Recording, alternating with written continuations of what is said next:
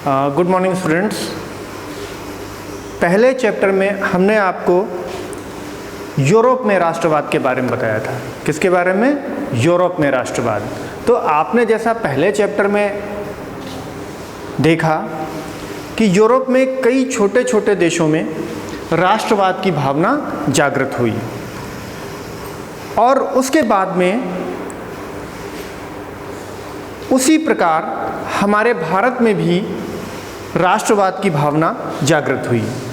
तो आज हम ये चूँकि चैप्टर नंबर 2 है, अध्याय का नाम है भारत में राष्ट्रवाद। राष्ट्रवाद क्या है इसके बारे में हम आपको पहले चैप्टर में बता चुके हैं। राष्ट्रवाद क्या है? राष्ट्र के प्रति प्रेम, लगाव, भक्त की भावना ही राष्ट्रवाद कहलाती है। ठीक है। अब भारत में राष्ट्रवाद, वैसे तो भारत में छोटे छोटे संघर्ष चल ही रहे थे अंग्रेज़ों के विरुद्ध। उस समय जब भारत में राष्ट्रवाद की भावना जागृत हुई, उस समय भारत में अंग्रेज़ों का शासन था। किसका शासन था? अंग्रेज़ों का। अंग्रेज सरकार यहाँ पर शासन कर रही थी। भारत में राष्ट्रवाद की भावना तब से प्रारंभ हुई, तब से उसने जोर पकड़ा जब से भारत में गांधी जी वापस आए। कहाँ से वापस आए थे? दक्षिण अफ्रीका से। हम बात करते हैं 1915 ईस्वी में गांधी जी दक्षिण अफ्रीका से भारत वापस आए और उन्होंने वापस आते ही भारत में सत्याग्रह आंदोलन चलाया। कौन सा आंदोलन चलाया? सत्याग्रह आंदोलन। कब गांधी जी वापस आए भारत दक्षिण अफ्रीका से? 1915 में। याद रखिएगा बच्चों। उसके बाद में 1915 में भारत आने के बाद में 1916 से उन्होंने शुरुआत कर दी इस आंदोलन को तेज करने की। कौन सा आंदोलन? कौन सा आंदोलन? सत्याग्रह आंदोलन। अब 1916 में सबसे पहले गांधी जी बिहार के चंपारण गए। कहाँ गए? बिहार के चंपारण गए और वहाँ पर अंग्रेज़ों की दमनकारी बागान व्यवस्था के विरुद्ध किसानों को संघर्ष करने के लिए प्रेरित किया। किसानों को संघर्ष करने के लिए प्रेरित किया। कब? 1916 में। और इसी क्रम में 1917 में गुजरात के खेड़ा गए। कहाँ गए? गुजरात के खेड़ा। वहाँ पर भी इन्होंने किसानों को अंग्रेज़ों की नीतियों के विरुद्ध, गलत नीतियों के विरुद्ध संघर्ष करने के लिए कहा। उसके बाद 1918 में अहमदाबाद के सूती मिल कारखाने में जो मजदूर काम कर रहे थे उनका वहाँ पर शोषण किया जा रहा था। उन्हें भी अंग्रेज़ों के विरुद्ध संघर्ष करने के लिए प्रेरित किया। अब जैसा आपने देखा कि गांधी जी सबसे पहले बिहार के चंपारण गए, वहाँ पर उन्होंने किसानों को संघर्ष के लिए प्रेरित किया। 1917 में गुजरात के खेड़ा गए, 1918 में अहमदाबाद गए। धीरे धीरे जो भारत के लोग थे वो अंग्रेज सरकार के विरोध में आ गए, यानी कि अंग्रेज सरकार का विरोध और तेजी से होने लगा। इस विरोध को दबाने के लिए अंग्रेज सरकार ने 1919 में रॉलेट एक्ट कानून एक पारित कर दिया। कौन सा कानून? रॉलेट एक्ट कानून पारित कर दिया। इस कानून के अंतर्गत किसी भी व्यक्ति को बिना किसी पूछताछ के या संदेह की स्थिति में जेल में डाल दिया जाता था, गिरफ्तार करके जेल में डाल दिया जाता था। बहुत ही कड़ा ये कानून था। कब पारित किया गया? 1919 में। कौन सा कानून? Rowlatt act. याद रहेगा? Rowlatt act. अब उसी वर्ष 13 अप्रैल 1919 में ही एक अन्य घटना हुई। वो कौन सी घटना थी? जलियांवाला बाग हत्याकांड। कौन सी घटना थी? जलियांवाला बाग हत्याकांड। इस हत्याकांड में क्या हुआ?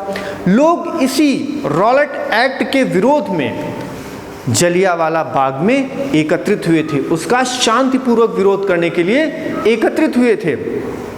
लेकिन जनरल डायर के निर्देश पर, आदेश पर निहत्थे हजारों भारतीयों पर गोलियां चला दी गई और हजारों भारतीयों की मृत्यु उस हत्याकांड में हो गई थी।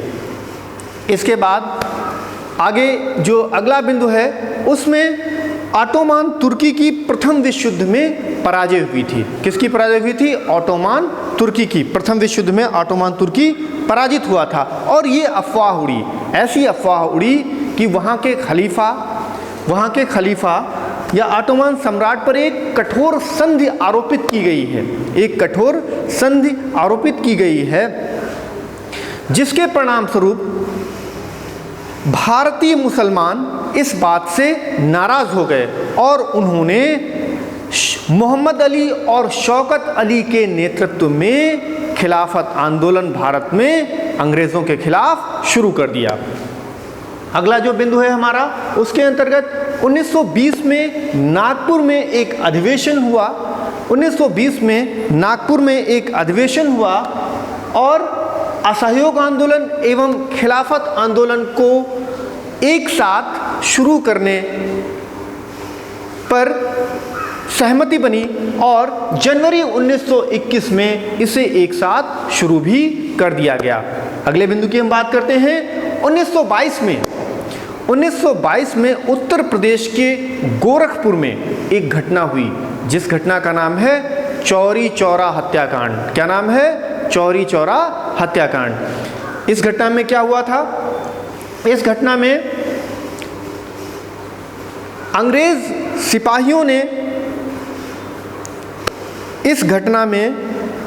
सिपाहियों ने आंदोलनकारियों पर हिंसक कार्रवाई शुरू कर दी। कौन सी कार्रवाई? हिंसक कार्रवाई। हिंसक कार्रवाई का मतलब होता है मारपीट शुरू कर दी लोगों के साथ में। इस पर भीड़ उग्र हो गई और उसने थाने का घेराव कर लिया और उसमें आग लगा दी। इस घटना में कई पुलिस वाले मारे गए, जल गए। जब गांधी जी को इस घटना का पता चला तो उन्होंने क्या किया? आंदोलन को वापस लेने की घोषणा कर दी। उसके बाद में अगला बिंदु है साइमन कमीशन। 1928 यानी कि 1928 में साइमन कमीशन भारत आया। इसका भारत में बहुत ज़ोरदार तरीके से विरोध हुआ और साइमन गो बैक, साइमन वापस जाओ के नारे भी लगाए गए। अगले बिंदु की बात करते हैं हम। 1928 के बाद 1929 में पंडित नेहरू की अध्यक्षता में लाहौर में पूर्ण स्वराज की मांग को स्वीकार किया गया। लाहौर में पूर्ण स्वराज की मांग को स्वीकार किया गया तथा यह भी निर्णय लिया गया। क्या निर्णय लिया गया? यह भी निर्णय लिया गया कि 26 जनवरी 1930 को स्वतंत्रता दिवस के रूप में मनाया जाएगा।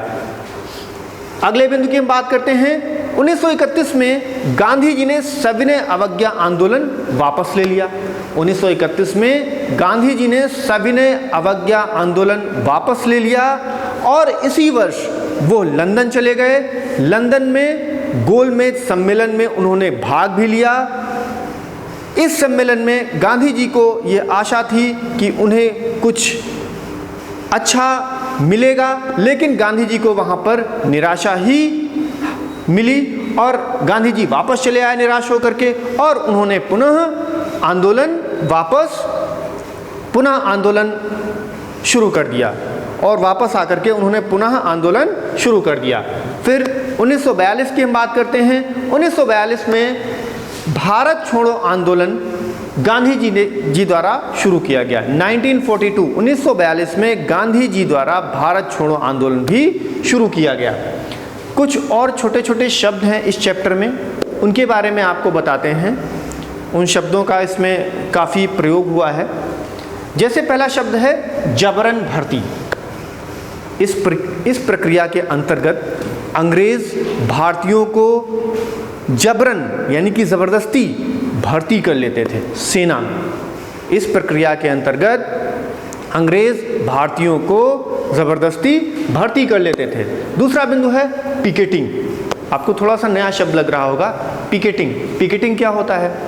किसी दुकान, फैक्ट्री या ऑफिस के भीतर जाने से लोगों का रास्ता रोक देना, ये क्या कहलाता है? पिकेटिंग कहलाता है। अगला जो शब्द है हमारा बेगार। बेगार क्या होती है? बेगार के अंतर्गत बिना किसी पारिश्रमिक के मजदूरों से काम करवाना, ये बेगार कहलाता है। अब पारिश्रमिक क्या होता है? यानी कि बिना पैसे दिए मजदूरों से काम करवाना, ये बेगार कहलाता है। अगला जो शब्द है हमारा वो है सत्याग्रह। आप सभी जानते हैं सत्याग्रह गांधी जी द्वारा शुरू किया गया था। सत्याग्रह एक आंदोलन था, सत्य के लिए आग्रह करना ही सत्याग्रह कहलाता है। अगला हमारा शब्द है स्वदेशी। अपने देश में निर्मित वस्तुएं स्वदेशी कहलाती हैं। कहाँ पर? अपने देश में जो बनती हैं वो निर्मित होती हैं, उन्हें हम स्वदेशी कहते हैं। दूसरा अगला शब्द है हमारा असहयोग। सरकार का या शासन का किसी भी प्रकार से सहयोग न करना असहयोग कहलाता है। ये आंदोलन भी गांधी जी के द्वारा चलाया गया था। अगला शब्द है हरिजन। गांधी जी ने अछूतों को हरिजन, गांधी जी ने अछूतों को, अछूत मतलब जिनको कोई छूना भी नहीं पसंद करता था, उन्हें उस समय अछूत कहा जाता था। तो गांधी जी ने अछूतों को हरिजन अर्थात ईश्वर की संतान बताया। अगला हमारा जो शब्द है वो है मार्शल लॉ। मार्शल लॉ ये क्या होता है? इसके अंतर्गत सेना के पास पूरा नियंत्रण रहता है।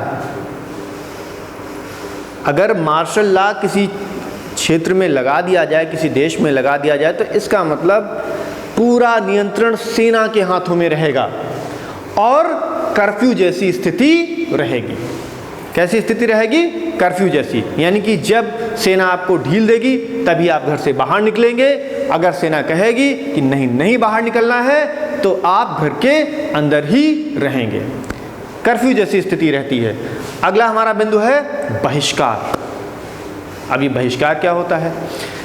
किसी के साथ संपर्क रखने, जुड़ने से मना करना, इनकार करना। किसी के साथ संपर्क रखने या उससे जुड़ने से इनकार करना, वस्तुओं की खरीद को भी मना करना, ये क्या कहलाता है? बहिष्कार कहलाता है। वस्तुओं की खरीद ना करना, जैसे कोई वस्तु है मार्केट में बिक रही है, हम लोग उसको नहीं खरीद रहे हैं, इसका मतलब हम उसका बहिष्कार कर रहे हैं, उसको हम नहीं खरीदेंगे।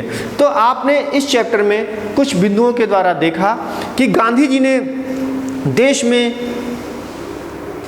कई आंदोलनों के माध्यम से राष्ट्रवाद की भावना लोगों में जागृत की और अंततः गांधी जी के अथक प्रयासों से ही भारत को आज़ादी भी मिली। Thank you.